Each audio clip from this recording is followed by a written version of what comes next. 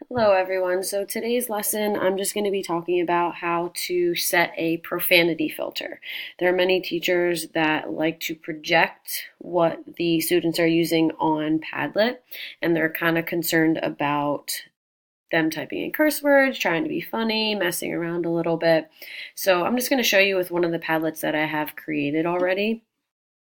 So this one, if you can see here on the right, this is what comes up when you start out and build your Padlet, when you're naming it, when you're figuring out what you're using it for. So mine is already created, but when I go back to settings and you bring this up, it looks exactly the same. So if we scroll down here, you're going to go to the part where it talks about posting.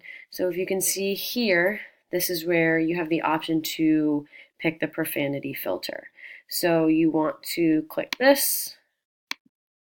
So when it becomes yellow, it tells you that it's going to replace bad words with nice emojis. So I'm going to show you what that would look like. I have my iPad next to me. I'm going to type something and you'll see it come up on the screen right here under the word decrepit. And it doesn't come up as like an emoji you would normally think from your phone or something like that. It just comes up as a square box. So at least it's still doing its job. So I'm going to type in a sentence. Say the student would say that one of the students smelled and they put the curse word. It'll put the box there for you. For example,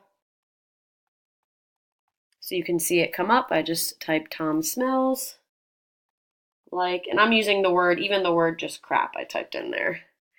And it blocks it out for you. So you can even try it like I did. It comes up with most curse words, things that the students, would try maybe to be funny and want to see come up on the screen. So it's super easy and very effective. So that is how you use the profanity filter.